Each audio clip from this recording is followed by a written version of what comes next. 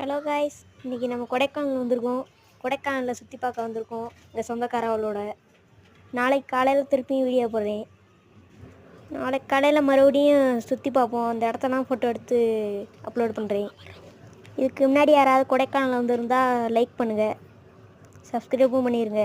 இந்த மாதிரி நிறையா வீடியோ பார்க்கணும்னா இதுக்கு முன்னாடி யாராவது கொடைக்கானல் வந்திருந்தால் கமெண்டில் சொல்லுங்கள்.